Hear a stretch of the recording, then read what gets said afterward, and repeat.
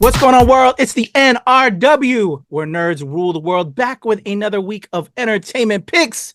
And joining me to talk all things for the first week of April is my pal, Heather Hurt. And this isn't an April Fool, Heather. We're really giving it to him this week, right? I think so. Yeah, I think that we might break some rules if we give it to them, but we'll put something out in the world, that's for sure. All right. Well, it's been a week and a lot of things we've been checking up on. I think I gave y'all homework last week. I didn't put it on you because we had I think 4 picks last week. So before we get to our picks, anything you're watching that you can talk about? I don't think there's anything you couldn't talk about yet now. I think, right? When it comes to new stuff, the big one this week was the Steve Martin documentary. I decided to jump in on that. We actually, my husband and I have decided to do, Vice has a couple of documentary series called The Dark Sides. Yes, I'm a huge fan of that. Yeah, it's really good. Dark Side of the 90s, Dark Side of the 2000s. The 2000s were The 90s I actually liked quite a bit. The 2000s kind of was just weird content that it kind of just focused on. But what was really, really good is The Dark Side of Comedy. We were really digging into that series. We actually binged that entire series. And right when we were done with it, the Steve Martin documentary dropped. So that's Steve Martin, a documentary in 2 pieces on Apple TV Plus. We've watched the first one, and it's really if you want to know what it's truly like in comedy, especially as someone progresses, someone ages over time, that documentary has been wonderful. Awesome. Yeah, I'm looking forward to checking that one out. I remember my parents having the long play album, records, y'all, vinyl of Steve Martin. And then watching Saturday Night Live on the tube, and just seeing the Three Amigos. So yeah, Steve Martin, I used to remember just really enjoying his material. But then kind of he faded away. I was kind of surprised. He started doing some more work here and there, but it was weird how they don't honor him as much as I would think you'd honor Steve Martin. To me, he's given a lot to the culture. He's having fun. If you are a big Steve Martin fan, my husband and I are pretty big Steve Martin fans. We've watched his specials as they've come up. But, you get to a certain point at any age where you want to do more of what you want to do. And it actually, one of the great things about the documentary is it shows how hard he worked. And it actually really makes you respect that he is now doing what he wants to do. He wants to do Only Murders. That's what he wants to do. It's no longer, he is literally opening for every single gosh darn act on this planet just to try and make ends meet. He's doing what he wants to do. And it's absolutely wonderful. I do strongly suggest it because it'll really give you perspective. And it's also kind of distressing because you realize that there were times where people could, even though they worked as hard as they could eventually make it to a point where they could stop and do what they want to do. So, hey, government, there was a time and it was possible. Let's get back to that. Gotcha. So yeah, you know what? I think I'm putting him and Chevy Chase together. As I recall, Steve Martin kind of chose to do his own thing for a while. He could have done more. He chose to step away, whereas Chevy Chase was trying to do a lot of different things, but a lot of them failed and it didn't garner. He was starting to get a bad rap. I think he did his own talk show, if you will. But I was fans of both Steve and Chevy Chase because they were the SNL of the 80s before, the new generation kind of came in. They're the leaders back along with Bill Murray. There was a whole kind of group of the pre Eddie Murphy SNL, if you will. Although I want to say Eddie Murphy was there, but the pre Adam Sandler guys. There's Bill Murray, Chevy Chase, Steve Martin, and some other guys that I can't recall. But yeah, big fan of Steve and his work. So yeah, I'm intrigued by that. Speaking of Vice and Dark Side, what I've been kind of catching up on since we've last had these discussions of else are we watching. Heather, have you seen the Icons Unearthed on Vice? They have a Batman right now, and they have the Lord of the Rings one right now. Have you seen any of those Icons Unearthed on Vice where they kind of go into the makings of those particular films and stuff? No, but I'm now curious. I didn't know it. I honestly didn't know how much Vice has done. Oh, there's some good material on there. Most of it's on Hulu and it's available to stream. And I will say that I have been pretty impressed by what Vice has put out. They don't do super deep dives, which is sometimes what you want. Some of us love really deep dives, but sometimes you just want to know some bare basics, and that's what Vice does really well. Gotcha. Yeah, check out Icons on Unearth. It was like a series. They did actually one like on the whole MCU that I need to go back and check out. But currently their latest, I think they're doing like 8 episodes each, one on Lord of the Rings and one on Batman, and its various cinematic incarnations that I've been finding very interesting, and some behind the scenes stuff that if you're a nerd and you're a fan of those two properties, which I am, very enlightening, and some things you may not have remembered or finding out for the first time. It's a lot of fun. So, and I know you're a Batman fan, but Lord of the Rings too. Are you a Lord of the Rings fan? In my blood, absolutely. In your blood. J.R. Tolkien. Am I tattooed? I am. Oh, okay. I am tattooed and marked. So yeah, Heather, go check it out. I don't know if it's on Hulu. I know it's streaming on my cable right now because I have certain shows that I automatically have go to the DVR and I watch it later. So yeah, check those out. But while we're checking things out, let's give them a picks for this week. Ready to get into the picks? Sure. All right. Coming up first, I know you love the lead on here. Unfortunately, we weren't able to book him, even though I know you would have came off of your vacation to talk to him. But we did get a chance. Well, I did speak with the producers. And I wasn't going to call you out of your vacation to talk to the producers. I know if it was the man himself, you would have been pissed, but I didn't do it to you. So, because we didn't get him, but I did speak with Audrey Chon and Simon Kingberg. They're the producers on Sugar, coming to Apple TV this Friday, as of this recording for this week. Let's check out the new series, Sugar. Here we go.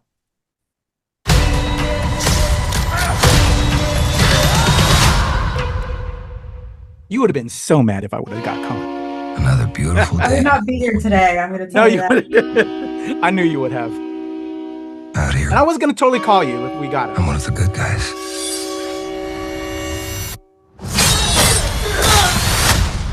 But good and bad can be in the eye of the beholder. All the leaves are brown. John Sugar. And the sky is gray. I'm a private investigator. They told me that you do one thing and one thing only. You find the missing. His granddaughter. She's missing. Sugar, I don't like this case for you. And I begin to pray. Who are you, buddy? Are you following me, John Sugar? I need your help. There's more to you than meets the eye. Is there? You have secrets. Not now. I can't stop. She's out there somewhere. California dreaming. These people, they're lying. I just can't figure out why. You're wasting your time and my father's money. This was someone I wasn't supposed to find. That's someone you're protecting. I need you to stop looking. Who's they? There's someone keeping an eye on me. She was really scared. Scared of what? California dreaming. Someone once said, tip the world on its side, and everything loose lands in Los Angeles. After all this time, is this place starting to turn me upside down? California dreaming. On such a winter's day. Such a winter's day. All right, coming this week to Apple TV Plus, Sugar, a little detective series with one of your faves, Colin Farrell. Heather, are you? I like really. I'm not even gonna ask. Are you tuning in? But are you ready? Is your body ready for some Sugar? Body ready. I actually had the opportunity to watch the series already. I really dug it. I was curious if you did. Yeah, no. When Apple. There once again, there's some things that we're really privileged to have as critics, and having the ability to be like, "Hey, Apple TV, I want that." The moment that it's available here, the Apple is wonderful when it comes to that. So I got this, and when I asked for it, I got this lovely little letter from the production company. There's one thing about a show or a movie when you have people who truly love what they do and you feel it and you can see it and they want to give you that information, even if it is the crappiest thing you have ever seen in your life, it adds a layer of just betterment. And like you could feel in the letter that the production team sent that they just are really proud of this, and this is something that they put their whole selves into. And you can see it. You can also see it on screen. Is this show going to be for everyone? No. Are all the little girly Colin Farrell fans going to love this? Absolutely not. This is not one of those kinds of shows. But it's a lot of fun. And it highlights his talent. And I'm going to go back to what I have been saying since the casting of the Batman. Farrell has an incredible range, and this is you are going to be exposed to his range. Not to his range, to his range. Don't take it the wrong way, people. God, get your head out of the gutter. You're going to be exposed to his range in this show. It's a lot of fun. Awesome. So you binged them all? I binged everything but like the final episode. I couldn't get. I haven't gotten to it yet. All right. So review? Do you think you can drop a review on the whole series? We can do it. Yeah, I'll watch the final one and we'll get back to y'all. All right. Heather will get that. I haven't even started episode 1 yet. I've got so many things on play. So I'm going to hold Heather to it since she's almost there.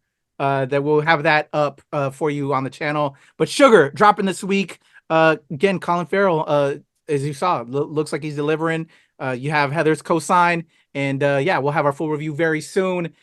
Let's check out a horror film from 20th Century Studios. Dropping this week, Heather. This one's called The First Omen. Let's go. Sure.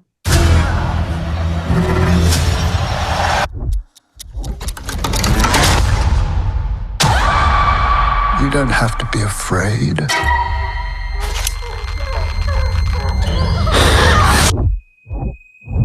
God has great plans for you. This child is his way.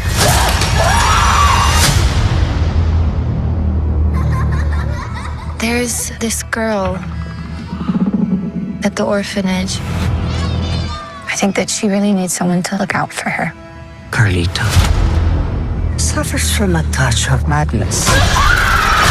You must be very careful, Margaret. Bad things will start to happen around her. Evil things. It's all for you. No, don't.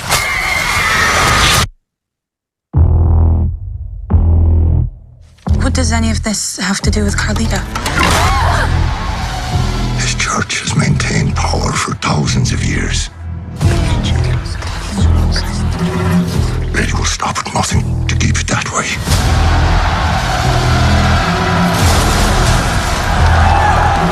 How you control people who no longer believe. You create something to fear. I believe the girl is to be the mother. Mother of what? It's the mark of the devil.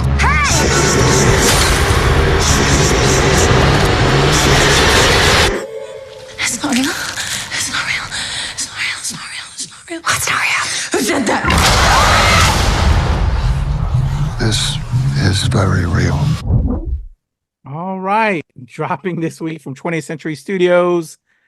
The First Omen. That's my first time actually seeing the trailer. So I'm actually, as of this recording, going to be screening it prior to its launch. I'll have my initial thoughts coming out the theater, and then hopefully I'll have a review together as well. I don't know. I'm a horror guy.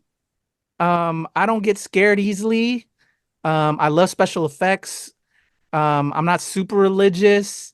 I don't know. Religious horror films don't really grab me that much anymore. I'm gonna see it for what it is, but I don't know. Like I'm obviously it's like the Damien, because or if I recall, the Omen series is like Damien, the child. He's like already here, right? Mm-hmm. And so now we're getting the mother story, the birth of Damien, right? Is that what I'm getting from everything I'm looking at? I couldn't quite tell. Is it supposed to be part of the Omen, the actual Omen series? Is it supposed to be a prelude? Like, I'm assuming so because I know that from what I understand, and I could be completely wrong. With Omen, the child is already here. He's amongst us. So with this calling the first Omen, I guess they're doing a prelude to tell that story. I don't know. Could be completely wrong, but I guess I'll be checking it out. I'll be screening it. I'll see if it scares me. I don't know. To me, it's all rather predictable. Like, okay, evil spirits, and I don't know. I don't get because I'm not super religious. And I don't know, don't affect me like I think a lot of other people that were really brought up in faith and all of that.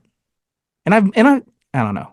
No, there's this concept of is the devil truly bad? And I don't want to bring in the wrong audience to our channel in this way and I don't want to make a statement on religion on it as of itself, but there is this concept where fear of the devil is based in a faith that the devil is to be feared.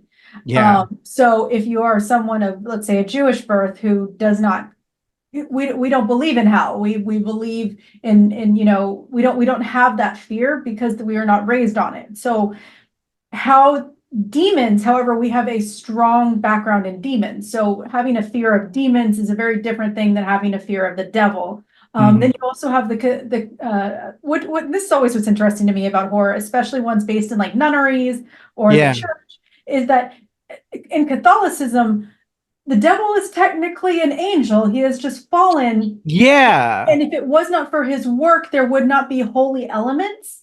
So it's always very strange to me that he has been villainized, because in theory, if you read the Bible with a Catholicism purview, he's actually someone to be admired, someone to be admired from afar, but someone to be admired because it is through the work and understanding of the devil that you can get back into God's light. So it's very interesting how I don't want to say evangelicalized. There we go. Yeah. The devil has become, but it's also very, and as you said, it's also very predictable. A lot of these that are based in churches, there's like 3 stages. It's why is this child in an orphanage? Why or who's the mother? And then like the devil may cometh. And it's like by the end of it, you're like, I've seen this movie 15 times. Like, yes. Okay. Yeah. I'm so happy you said what you said when you started off that about how I was raised Catholic, and again, my apologies. This isn't a religious channel, y'all. We're just, we're talking about our own experiences. But I was raised in Catholic, went to church and all that stuff. But you're in regards to what you're saying, how like the devil was like a fallen angel and all that, and that's where like this whole, as you were saying, like this different conception of, and then how of the devil has changed. And then how Hollywood has kind of put their touch on it. But as going from a kid to an adult, learning other religions and just seeing how a lot of people can get demonized throughout history and just in cultures and everything like that. I just started coming up with my own kind of perceptions on everything. And so everything you said, and I don't want to go back on that because again, I don't want to like have people, but yeah, that's what, again, I think you really help center my thoughts on why I feel kind of funny about all of this, because we see how just being on social networking, how people just demonize each other for no reasons and just all of that. And so to me, that's the real evil. But anyway, we'll get off of this topic because it's all over the place, and I know I'm all over the place right now. But I don't know, I'm interested, but I'm like, it feels again run of the mill, like you said, in certain things. You will see it and you will make a decision. Then the important thing is that you go into a movie theater and you expect nothing. For those of you who are out here, go into every single movie expecting that the trailers are going to be the best part of a movie, and no matter what, you will have a good time. Exactly. All right, y'all. So first Omen, I'll have my thoughts coming out the screening and then a review as well to follow. My top pick this week is this one I'm really excited about, especially after some of things I heard about the creation and the making of this film. I'm talking about Monkey Man. Here we go.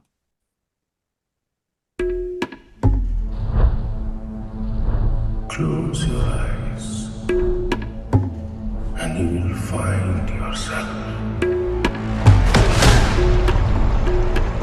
When I was a boy, my mother used to tell me a story of a demon king and his army. They brought fire and terror to the land. Until they faced the protector of the people, the white monkey.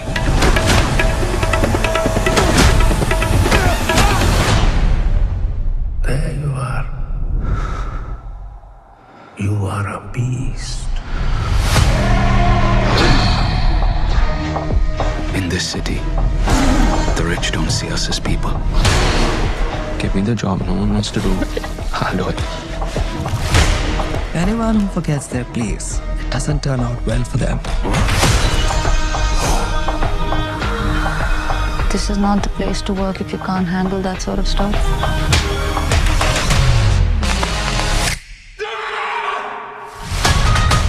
Every day, I've prayed for a way to protect the weak. I've got an answer to every prayer. I call her Nikki. Minaj, big bumper, nice headlights. Let's boogie.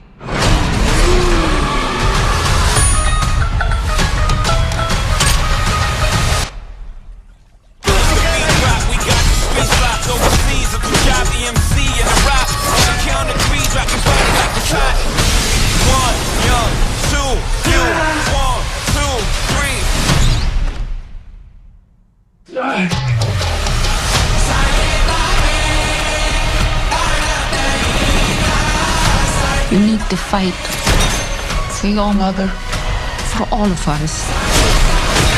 Anger will not quiet your soul, my son. Don't call me son.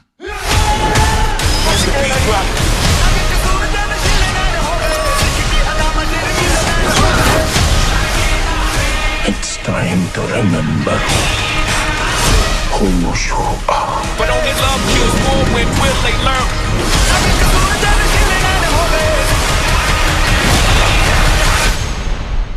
Just one small ember can burn down everything. Ladies and gentlemen, are you ready for a fight? 1, 2, 3.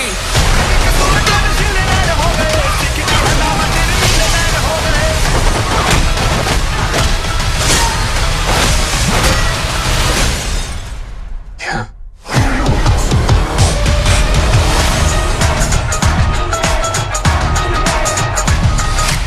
All right, Monkey Man dropping in theaters this week.